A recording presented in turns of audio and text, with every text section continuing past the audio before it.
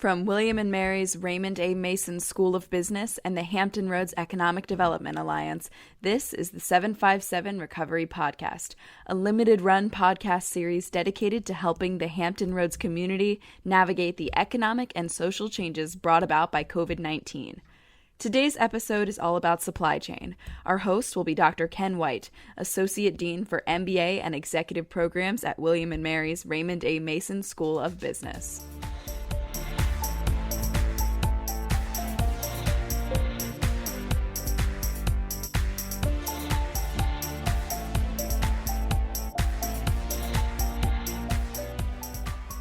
In today's episode, I'll be joined by William and Mary Professor of Business, Dr. Ganeshan. Dr. Ganeshan is a professor of operations and supply chain at William and Mary's Raymond A. Mason School of Business. He's a regular contributor to academic and trade journals and the co-editor of two books, Quantitative Methods for Supply Chain Management and New Directions in Supply Chain Management, Technology, Strategy, and Implementation.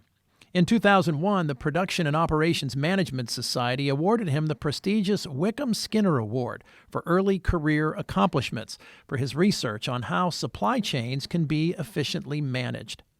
After a brief discussion with Professor Ganeshan discussing the impact of COVID-19 on the global supply chain, we'll be joined by Virginia Beer Company co-founder Chris Smith. Smith spent 5 years after graduating from William & Mary working for large financial firms in New York City and later Boston. He returned to Williamsburg in late 2012 to begin scouting locations for the Virginia Beer Company. We'll be discussing his experience in the brewery and how his supply chain has been impacted by COVID-19.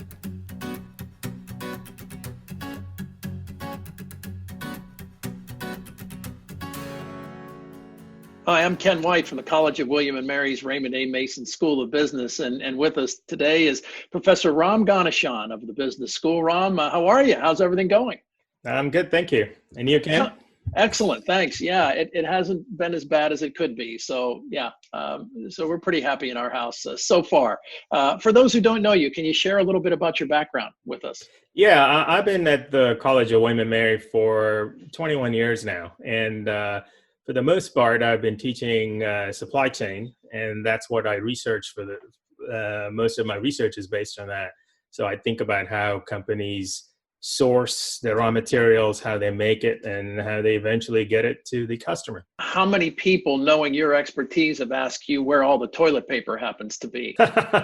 Yeah, quite a few actually. Yeah. So what is that? What is it? Why did we run into a case like that, where actually when people are going to the grocery store, they're having a difficult time finding toilet paper in many respects? Yeah, that's kind of very interesting. I mean, if you ask a very simple question, do we really need more toilet paper? The answer is no, right? Right. I mean, the usage is just the same. So I think it's the behavior that's changed. So people are afraid that they might not get toilet paper, hoarding it and buying it more. And it turns out that, I guess President Trump declared emergency on the 13th of March, something like that. Mm-hmm. And I guess most people must have got the wind of this. So on the 12th, 13th, and the 14th of March, people actually bought 44 times the toilet paper they usually get. So in the month of March, we bought $1.4 billion worth of toilet paper from the grocery stores. It's amazing. It's 44 times the amount, which we don't need, right? So it's obviously sitting in somebody's shelf in their own house. Mm-hmm. Really, what has happened from a supply chain perspective is the inventories, rather than being at the retailer and at the warehouse, now is sitting at the customer. Mm-hmm. So companies have to make this adjustment of not having to make bulk toilet paper for the institutions of the world, but they have to make it for the houses of the world. So in that way, they've reorganized their production a little bit. So now they're making twice as much as they were in residential toilet paper, which is where the demand is. So that's a little bit subsided. That was only the initial part. You could say the same thing about hand sanitizers and masks and all that sort of stuff too. Hopefully that particular supply chain has become more stable. So it's a behavioral issue. It's not a problem with the supply chain. There's enough toilet paper for everybody. So it just might be at your neighbor's house instead of your house. Yeah, absolutely. That's exactly what it is. How does something like this affect Port of Virginia and the supply chain and all of the ship calls through that? I don't know the numbers exactly about the Port of Virginia, but the volumes have been down. For one thing, it's a public health issue. So maybe the port workers are social distancing. They can't just do the same amount of volume through the port as before. From a public health perspective, the volumes have gone down. And the Port of Virginia has somewhat of an advantage because we have a very large automated terminal. So the person is actually in an office building. They have joysticks, believe it or not, and then they move the containers back and forth onto the trucks. So we're somewhat of an advantage because we are an automated port. We're moving more volume than normal. But yeah, it is an issue. From a health perspective, yeah, it's slowing things down. From a small business person's viewpoint, they only need so many things, right? They've only got so many suppliers. What do they do in a case like this if the supplier is bogged down, the supplier can't make it, they can't seem to get it? What are their alternatives?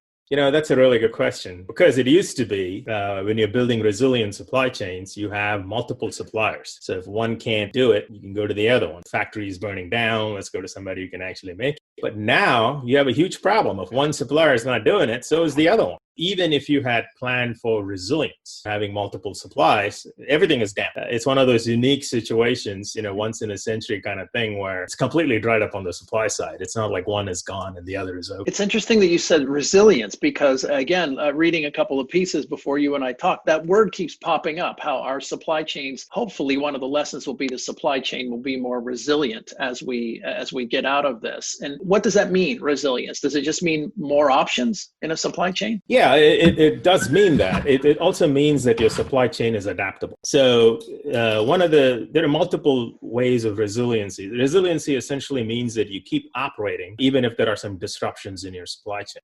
So if you have multiple suppliers, if one goes offline, so for example, the Japanese tsunami knocked out a lot of Toyota suppliers, but they were resilient enough that they had other suppliers who were able to do the same thing. They were able to shift that supply base, still continue operations. So this could be set for any natural disasters. It could be man-made. So maybe there's a strike on the West Coast and the ports closed down. You need another pathway into the country and be able to do it. So all this goes into scenario planning, where you plan all these different scenarios of risk and say, what if? What are some of the lessons that you're learning from this that you'll be teaching in the next few years, right? What are some of the big things in terms of supply chain that MBA students and business school students will learn from this?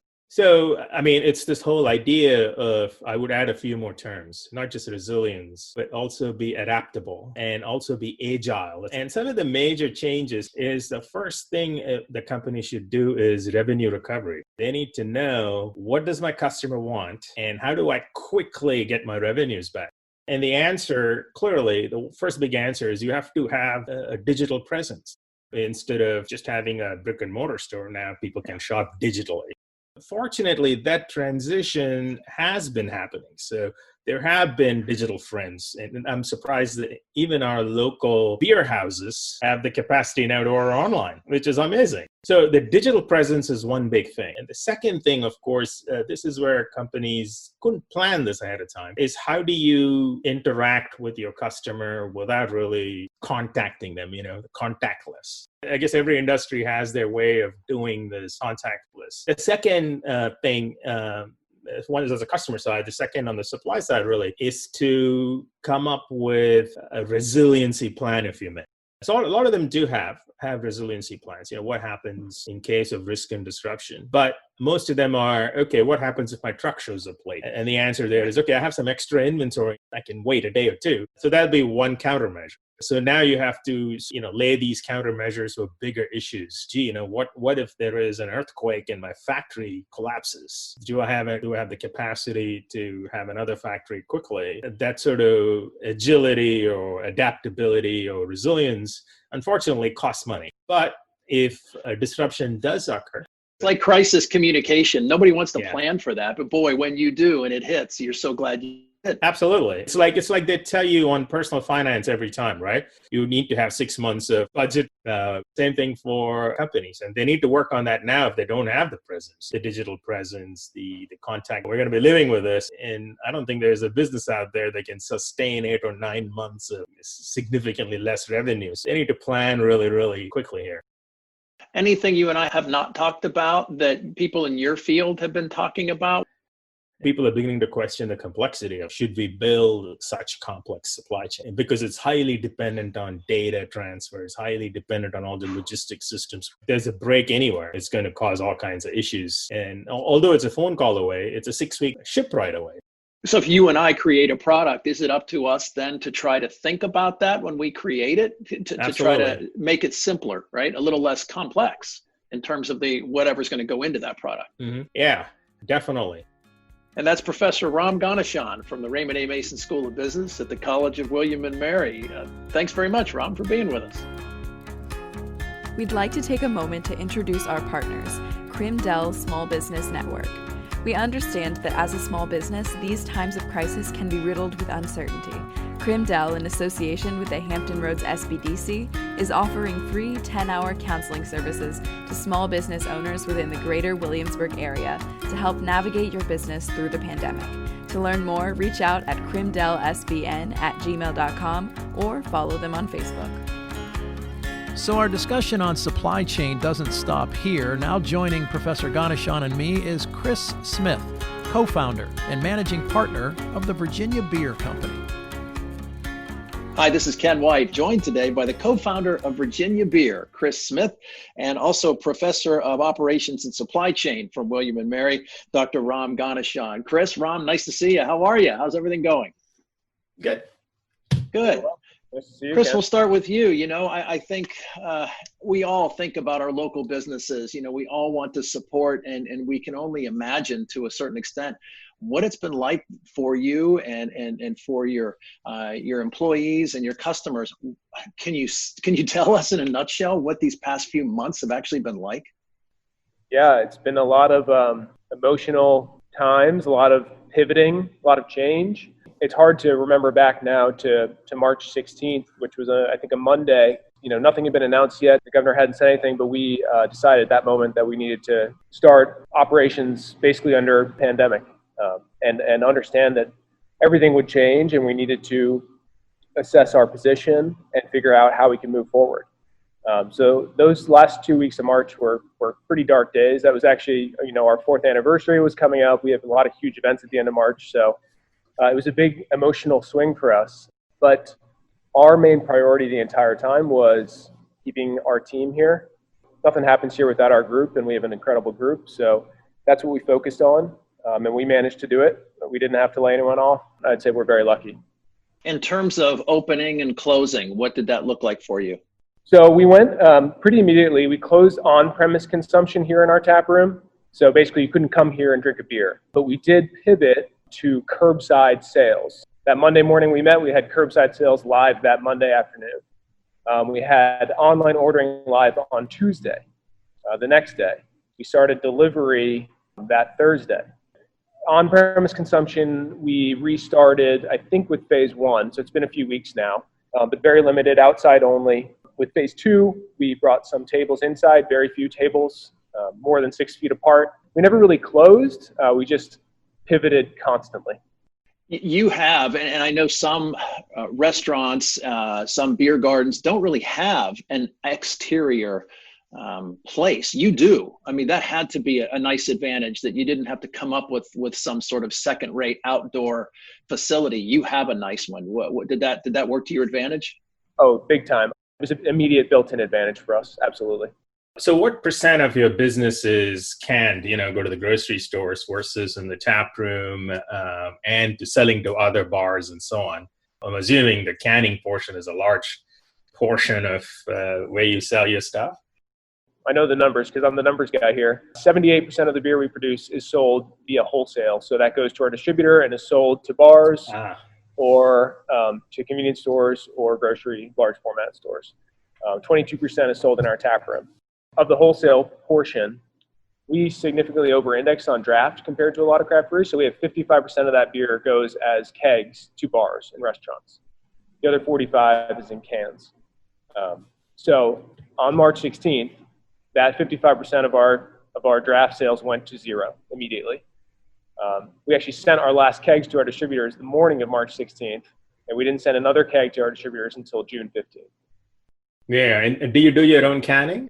We do. So that was actually another built-in advantage for us. Traditionally, with that 22% that we sell out of our tap room, About 70% of it is on-premise sales, so people coming here and drinking a beer, and 30% is in cans. Obviously, we went to 100% in cans immediately. And for breweries that didn't have a canning line on site, they didn't have that option. But we had beers in tanks. We had tons of beers. And we could immediately pivot and can everything we had. We didn't fill a keg for months. We saw, and we still see supply chain impacts from that, actually. So a lot of breweries who don't have a canning line, they fill what are called crowlers. They're 32-ounce cans that are filled on site and then seamed in a seamer. Crowler cans almost immediately went out of stock everywhere because every brewery that had a crowler filler or could buy a crowler filler so they could at least sell something for people to take home. 16-ounce bright cans, they're called, just silver unlabeled cans, became very hard to find and are, especially now, even harder to find. It's perfect. I mean, it just worked out really well for you. Were you helped at all by the CARES Act? Yeah, we were greatly assisted by the CARES Act. We had a PPP loan. We have a PPP loan, I should say. And we got that in the first tranche. So I can't remember. I think it was early April. We felt a lot better about our chances of keeping everyone on once that money flowed through. Yeah, that's wonderful. So you said earlier, Chris, keeping people on was a priority. What were your, say, 2 or 3 priorities when you met that day and said, boy, life's going to be different for a while? Yeah, it was, like I said, number one, keeping everyone here. I mean, our motto here is beer, people, purpose, and we really mean it when we say it. So the thought of having to tell somebody that we didn't have a job for them, I mean, is kind of unthinkable because we've never had to do that. Number 2 was assessing where, we're spending our money and where can we cut immediately. Just knowing that, we were in a strong cash position, but we didn't know how long this would go on. We didn't know what curbside sale revenue would look like. We didn't know how consumers would react in the grocery and convenience space. Obviously, that ended up being positive for us with people really stockpiling all kinds of goods. So priorities were the people, cutting costs, and then figuring out how to very quickly pivot from planning to keg a bunch of beers and sell them as draft beer in our tap room to how do we come up with, I think to date, since March 16th, we've released almost 40 different cans, which is not quite as simple as kegging a beer because you need to come up with graphic design, you need to order those labels, you need to get them here in time, all those things. So it's been a whirlwind. And what about hops? The hop planting season kind of coincided with this COVID hit. So is that going to be an issue at all going in the fall for all the different kinds you want to make? You don't have to do this, but a lot of breweries sign future contracts, basically. So we have futures contracts for the 2020 harvest. So typically those are locked in and we should be okay on those. I'm curious to know what you think about this. I mean, there are some breweries who weren't as lucky as we were, and I recognize that we had a lot of things to our advantage. So I think there's going to be a fall in demand in some ways because a lot of breweries were hurt. There are some breweries closing. Hopefully it won't be that many. So, those hops that were planted that the farmers and the brokers were counting going to them are going to become available. In some ways, I think maybe some farmers did back off a little bit as well. So I don't really know what the net is going to be. Yeah. So what I heard was that the farmers backed off because March is when they were planting. So, but if somebody signed a contract, of course, they're going to plant them for it. And I think in many ways, you guys having a flexible kind of thing about canning was very good in foresight because a lot of craft breweries that are going under, at least what I see, are committed towards more draft and tap rooms, and that completely dried up. And that's why they're going under. So the scanning, I guess, really bailed you out in many ways. I think it proves the value in our industry of diversification. Yes. Being a draft-only taproom brewery is great for margin, but if you don't have that diversification and you lose your one revenue stream, it's a total disaster. Yeah, and that's, I think 70% of the craft brewery industry is sort of like that. I personally like your cans. Whoever's doing your graphic design, I really like. I have an idea for a beer. We'll talk later. Oh, I like that. With the artwork and everything. So I love it. Send the ideas my way. I'm fully tapped out. Chris, your background is kind of interesting. Can you share that and how that helped you in this? What were some of the lessons you learned before you became what you're doing today? Sure. Yeah. So I spent 6 years at JP Morgan in New York City after graduating from William & Mary before coming back to Williamsburg to open the brewery.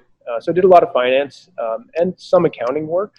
And I think what that has done for me is that I'm very cautious about how we operate. It's good and bad. One criticism I think that could be leveled at us is that we move a little bit slowly sometimes and are too cautious. But when it comes to times like this, I think it's a good thing. We're very considered when we think about how we spend money, our cash flow, what we have on hand. A lot of people get into it because they love beer, and that's great. I love beer. But I think 10 years ago, maybe in craft beer, that was enough and that was okay. But now you really need to look at it as a business and not a passion, not just the passion. Has it really changed what beers you're making, the quantities? I mean, are you making the same quantities? Are you playing it safe? I mean, how has it changed your brewing behavior? Yeah, our production decreased in April and May by about 30% from last year. We've sold way more packaged beer through our taproom than we ever have before. So that's been a change. So is all your specials still on online, like the green and gold and the Christmas specials? And I can't remember. Did you have a St. Patrick's Day one? We didn't have a St. Patrick's Day one because our anniversary is in March, so all of our anniversary beers come out in March. And the thing with craft beer is that this packaged beer model kind of plays into what people like about it, which is that they always want something new. So the fact that we've released almost 40 new, or some of them I've been returning beers, over these weeks, it means people just keep coming back. Craft beer consumers are so interesting. If you have two of the same style of beer that, might be just a little bit different, or three or four, they buy in pairs or packages. Oh, you have 5 IPAs in cans? I want to try all 5. So I'm not just here for 4 cans. I'm gonna buy 20 cans. So it's been really interesting to watch consumer behavior, and we were packaging 100% of the beer we were brewing in cans. Now we're down to about 85%. The blend will change. It'll go back towards a little more draft, but I think packaged beer will stay higher than it ever was for us, just because people have gotten in that groove of buying beer to take home. They like what's new. Ram, I have so many questions for you. Cans is my big question. I'm so curious about if you know anything or hear anything about aluminum. What I don't foresee is a shortage. When I talk to Ball, they don't have a shortage. But what they're contending with is, the guys, the Coors and the Budweisers are actually selling 30% more because that's their primary model. So, they're diverting it to those guys. So has that been an issue for you guys? Oh yeah. So we use 12-ounce cans for our year-round beers.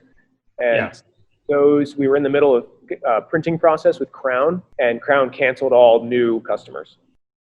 I think that was a stroke of genius to say we're going to use a distributor and then send it through the distributor to the groceries and convenience stores, because that's not the route most craft breweries take, right? Most people look down on it, saying, I'm not going to use a distributor if I'm a craft beer. So if I were you, I would plan ahead and get some extra cans. I mean, I don't know how your contracts work, and it's a no-risk proposition, right? You can always use those cans at some point in the future. In an earlier conversation you and I had, Chris, you talked about state to state. It's different. Some of the regulations are unbelievable in some places. And has this been a hassle and a hurdle for you this year, the regulations in Virginia versus other states? I would say that one thing that I've appreciated about Virginia is how flexible the Virginia ABC has been, which is not a term you typically apply to the Virginia ABC. But right from the get-go, they understood that breweries needed flexibility. I suspect that your sales on the retail side are going to edge up in the fall. I tell you, be prepared for that 1 million people party when that vaccine hits, Our 5th anniversary is at the end of March, so. Well, I say be prepared for that too. You don't want to miss out on that. And the other question I have for you, the item that has increased in cost the most for us is isopropyl alcohol, which absolutely makes sense. And that's what happened, right? I mean, the sanitizer was the first to hit. It's been about 6 months, and now everybody's repurposing it. Perfume makers are making hand sanitizers, and so everybody's supply chains took about 3 months to start making hand sanitizers. So people are in the thick of things now. And come December is when I'm thinking this is going to subside. And by that time, I suspect you're not going to need it anymore, So yeah, we use isopropyl in the production process for sanitizing. So that's been frustrating. Chris Smith is the co-founder of Virginia Beer in Williamsburg, Virginia. Professor Ram Ganeshan is professor of operations and supply chain at the College of William & Mary's Raymond A. Mason School of Business. Thanks, guys. This interesting conversation. Appreciate your time. Thanks, Ken. Thank you. Ron. Yep. And there we have it. That concludes our discussion on supply chain with Dr. Ram Ganeshan of William & Mary and Chris Smith of the Virginia Beer Company. Thanks to you both for joining us today on the 4th episode of the 757 Recovery Podcast. I'm today's host, Ken White. The 757 Recovery Podcast is brought to you by the William & Mary Raymond A. Mason School of Business and the Hampton Roads Economic Development Alliance. Executive producers include Jeffrey Rich and Sophie Morris. Associate producers include Kevin Clark, Jack Cornett, Katie Copey, and Ishan Kanpur.